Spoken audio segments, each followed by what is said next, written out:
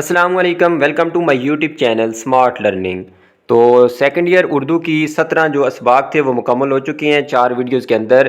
2 videos کے اندر انشاءاللہ حصہ نظم کو کور کریں گے۔ تو پہلی 4 نظمیں آج کی اس ویڈیو میں ہم دیکھیں گے۔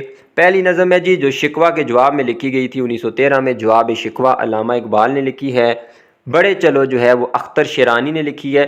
نظموں کے جو شعراء ہیں ان کے لازمی آپ نے یاد رکھنے ہیں نام، کیونکہ یہ پیپر کے لیے امپورٹنٹ ہے۔ مناظر سحر کہتے ہیں جی مناظر سحر کس نے لکھی ہے؟ جوش ملی آبادی نے۔ اور شکست کی آواز جو آج کی لاسٹ ہوگی ہماری، میرا جی نے لکھی ہے۔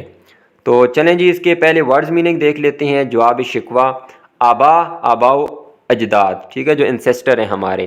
اس کے بعد ہے جی آئین، جو قانون یا طریقہ ہوتا ہے۔ اسرار سر کی جمع ہے، راز کی جمع۔ الحاد مذہب سے بیزاری یا لادینی، جس طرح ملحد ہوتا ہے، ایتھیسٹ کہتے ہیں جس کو، ملحد جو کسی خدا کو نہیں مانتا، مذہب سے بیزاری۔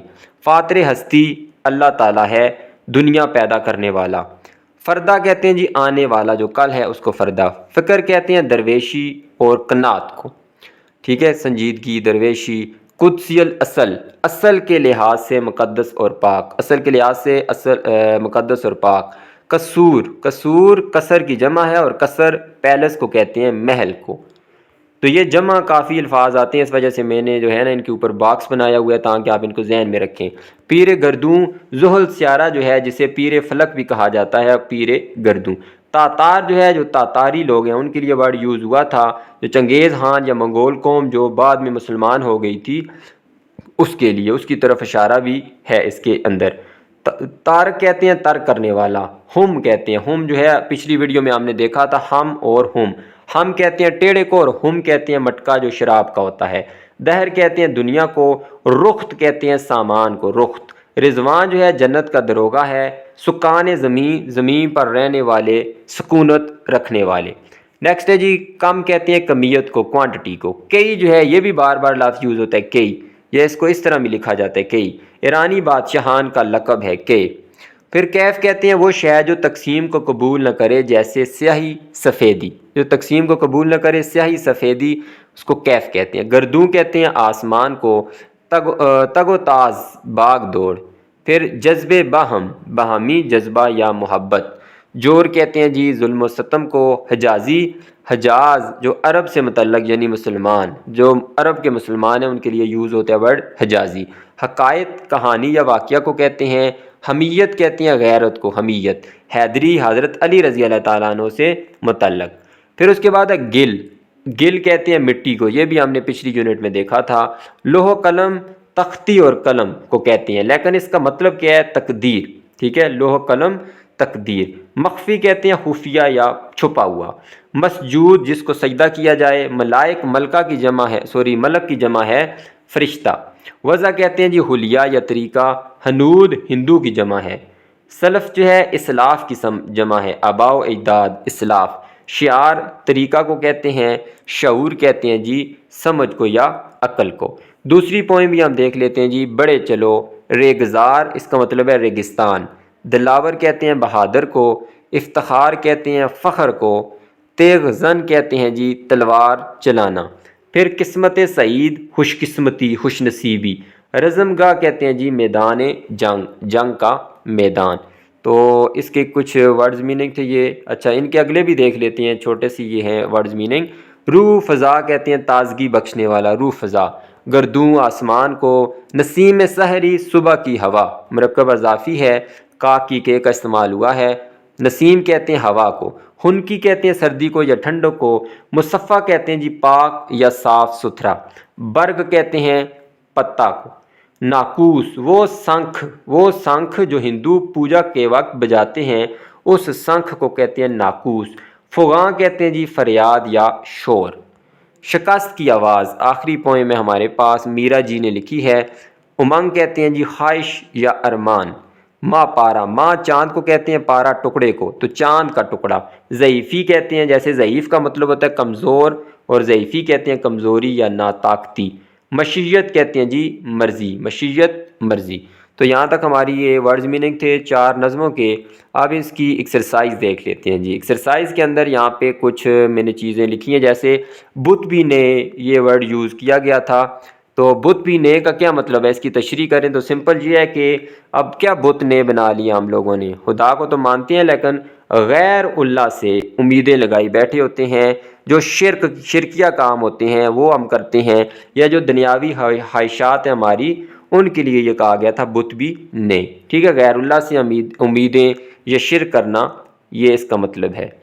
نیکسٹ ہے جی ہمارے پاس یہاں پہ ایک صنعت تفریق آئی ہے. صنعت تفریق کلام میں 2 چیزوں کا ذکر کر کے دونوں کے درمیان فرق بتانے کو صنعت تفریق کہتے ہیں. تو کلام میں 2 چیزوں کا ذکر کر کے دونوں کے درمیان فرق بتانے کو صنعت تفریق کہتے ہیں. جیسے یہاں پہ اگزامپل لکھی ہے جی، ناز ہے طاقت گفتار پہ انسانوں کو، بات کرنے کا سلیقہ نہیں نادانوں کو. تو یہ صنعت تفریق ہے، کلام میں 2 چیزوں کا ذکر کر کے دونوں کے درمیان فرق بتانا. جواب شکوہ دراصل اقبال کی ایک اور نظم شکوہ کا جواب ہے. اچھا، اس سے پہلے میں نے پکچر نہیں لی، آپ جو اس کی شروع میں انٹروڈکشن لکھا ہوا ہے کہ شکوہ کے جواب میں یہ نظم لکھی گئی تھی، اس کو لازمی پڑھیں. 1911 کے اندر جو ہے وہ شکوہ لکھی گئی تھی جو مسلمانوں کے اوپر زوال آیا تھا. اس کے متعلق اللہ سے شکوہ کیا تھا علامہ اقبال نے، اور اس کا پھر اللہ کی طرف سے جو ہے نا اپنے الفاظ میں انہوں نے جواب لکھا تھا کہ آپ لوگوں پہ کیوں زوال آیا ہے. 1913 میں یہ جواب شکوہ آئی تھی کہ آپ لوگوں نے جو قرآن و سنت ہے اس کو چھوڑ دیا ہے، جو آپ کے آباء و اجداد کام کرتے تھے ان کو آپ نے چھوڑ دیا ہے، اس وجہ سے آپ پہ زوال آیا ہوا ہے. تو یہ جواب شکوہ 1913 میں آئی تھی. تو یہ شکوہ کا جواب تھا. آئی آواز غم انگیز ہے افسانہ تیرا، قدسی الاصل ہے رفت پہ نظر رکھتی ہے، بات کرنے کا سلیقہ نہیں نادانوں کو. نیکسٹ ہے جی، ہم کافیہ الفاظ کو ڈھونڈ کے لکھیں. تو ہم کافیہ جن کی آواز ملتی ہے جیسے رضواں اور انسان، ٹھیک ہے، چالاک، بے باک، اس طرح کے الفاظ اور بھی آپ دیکھ سکتے ہیں. نیکسٹ دیکھ لیتے ہیں جی، ہم یہاں پہ جو چیز دیکھنے والی ہے وہ نظم کا کیا میننگ ہے. نظم کے لفظی معنی ہے پرونا. نظم کا لفظی معنی کیا ہے؟ پرونا. جیسے موتی لڑی میں پروئے جاتے ہیں. ادب کی روح سے نظم کی کیا تعریف ہے؟ ادب کی روح سے اشعار کے مجموعے کو نظم کہتے ہیں. تو جتنے بھی اشعار ہوں گے ان کو ہم جب لکھیں گے ایک جگہ مجموعہ بنائیں گے تو اس کو نظم کہیں گے. لیکن اس کا لفظی مطلب کیا ہے؟ پرونا. جیسے موتی لڑی میں پروئے جاتے ہیں کسی ایک خیال یا موضوع. تو اس نظم کا یہی مقصد ہوتا ہے کہ اس کا ایک ٹاپک ہوتا ہے، ایک موضوع ہوتا ہے، اس وجہ سے نظم کا نام بھی ہوتا ہے. غزل کا کوئی موضوع نہیں ہوتا، اس وجہ سے اس کا نام نہیں ہوتا. ٹھیک ہے، تو موضوع کے تحت لکھے گئے اشعار کو نظم کہتے ہیں. تو نظم کا ایک خیال یا موضوع ہوتا ہے. نیکسٹ یہاں پہ دیکھ لیں جی، صنعت تلمیح. اچھا، یہاں پہ یہ شاید کوشچن تھا تو اس سے میں نے یہ آنسر لکھا ہے، کام کی چیز ہے. صنعت تلمیح کیا ہوتی ہے؟ اب یہاں پہ دیکھیں یہ تلمیح کیا ہے، یہ خا والی ہے. ایک اور تلمیح بھی ہوتی ہے عین والی. ٹھیک ہے، وہ آگے جا کے ہم دیکھیں گے تو اس کا الگ میننگ ہوگا، اس کی ڈیفینیشن الگ ہے. تو عین والی الگ ہے اور یہ کیا ہوگی؟ ہا جو ہے اس کو آپ کہیں گے صنعت تلمیح. اس میں کیا ہوتا ہے جی، جب ہم کسی شعر میں کسی حدیث، آیت یا تاریخی واقعے کی طرف اشارہ کرتے ہیں تو اس کو صنعت تلمیح کہتے ہیں. اس کے اندر بہت ساری استعمال ہوئی ہیں، جیسے بت شکن جو ہے لفظ تھا. تو بتوں کو توڑنے والے کون تھے؟ حضرت ابراہیم علیہ السلام نے توڑے ہیں. یہ مطلب تو زیادہ لیا جاتا ہے، لیکن یہ بھی لیا جا سکتا ہے محمود غزنوی نے بھی سومنات کے مندر کے اندر جو بت توڑا تھا، لیکن زیادہ جو ہے وہ حضرت ابراہیم علیہ السلام کی طرف جو ہے اشارہ ہے. خاک کی چٹکی جو ہے یہ آدم علیہ السلام جو مٹی سے بنے تھے ان کی طرف اشارہ ہے. جلوہ طور ورڈ آیا ہے جو عیسیٰ علیہ السلام جو کوہ طور پہ ملاقات کرتے تھے حضور اللہ تعالیٰ سے، ہم کلام ہوتے تھے. ٹھیک ہے، ہم کلام ہوتے تھے تو اس کے لیے. پھر یورش تاتار، یورش حملہ کو کہتے ہیں، اور تاتار جیسے ہم نے میننگ میں پڑھا ہے جو منگول تھے چنگیز خان، اس نے جو بغداد اور دیگر مسلمان علاقوں پر جو حملہ کیا گیا تھا اس کی طرف یہ اشارہ ہے. نیکسٹ جی ہمارے پاس پابند نظم.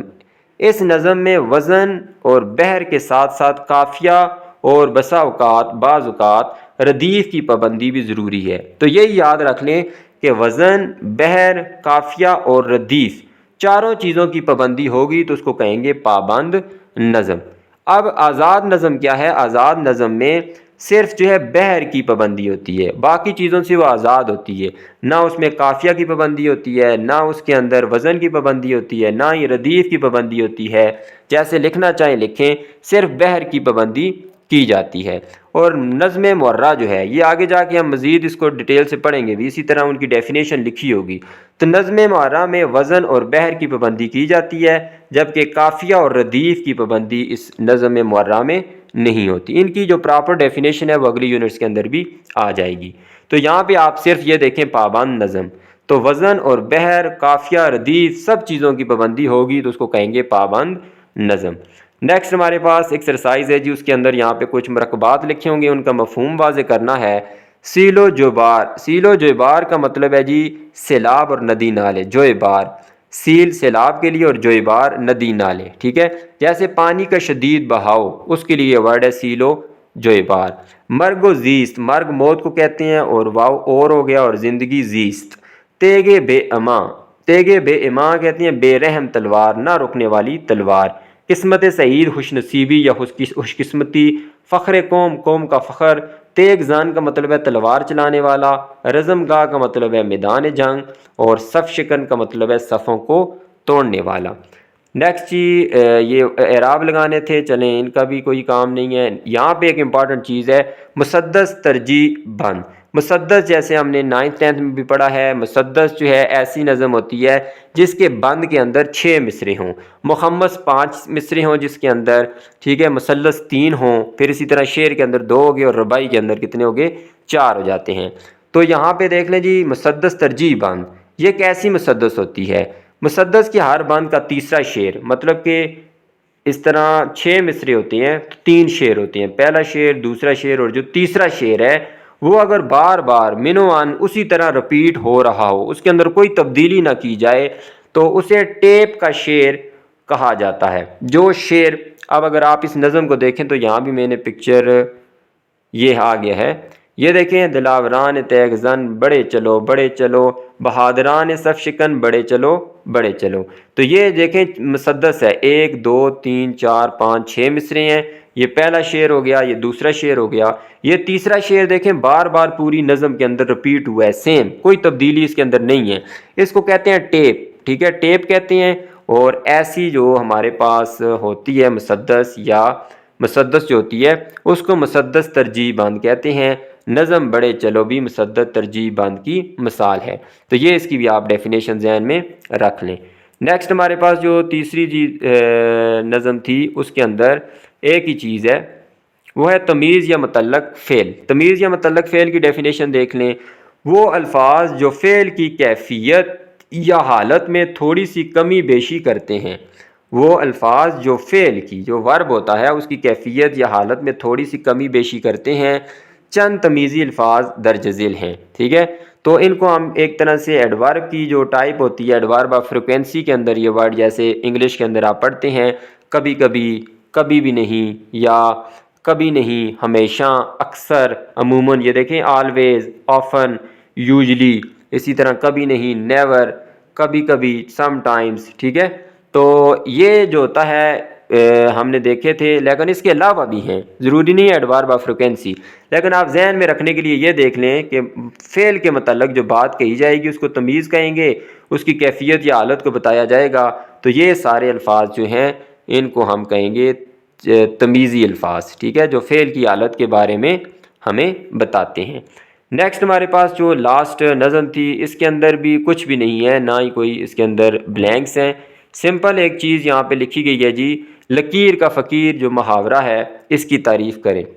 تو کوئی محاورات بھی لکھنے ہیں، وہ تو اتنے مشکل نہیں ہے۔ لکیر کا فقیر کا کیا مطلب ہے جی؟ اندھی تقلید کرنے والا، مطلب جس کام پہ اس کو لگا دیا جائے بغیر اپنی عقل و شعور کا استعمال کیے ہوئے اسی کے پیچھے چلنے والا، اندھی تقلید کرنے والا، جو بات اس کو کہی جائے اسی کی تقلید کرتا ہے، اس کو ایمولیٹ کرتا ہے، اس کی پیروی کرتا ہے، یا جو پرانے رسم ہوتے ہیں، جو دستور ہوتے ہیں، قاعدے ہوتے ہیں، ان کا پابند ہے، انہی کے اوپر چلتا ہے، کوئی جدت نہیں لاتا، تو اس کو کہتے ہیں لکیر کا فقیر۔ تو یہاں تک ہماری جو پہلی 4 نظمیں ہیں وہ مکمل ہو چکی ہیں۔ انشاءاللہ نیکسٹ ویڈیو کے اندر مزید جو 4 نظمیں ہیں ان کو کور کر لیں گے۔ تو SST جنرل کا ایک کورس یہ جو جاری ہے، جس کے اندر اگر آپ کو اس کے نوٹس چاہیے جس میں آپ کو انگلش کے بھی مل جائیں گے مکمل نوٹس، اردو کے بھی اور اس کے علاوہ میتھمیٹکس کے بھی۔ 500 ان کے چارجز ہیں۔ یہاں پہ میں اپنا واٹس ایپ نمبر شیئر کر دیتا ہوں، آپ واٹس ایپ پہ رابطہ کر سکتے ہیں۔ ویڈیو اچھی لگی ہے تو اس کو لائک کر دیں، چینل کو سبسکرائب کر دیں۔ اللہ حافظ۔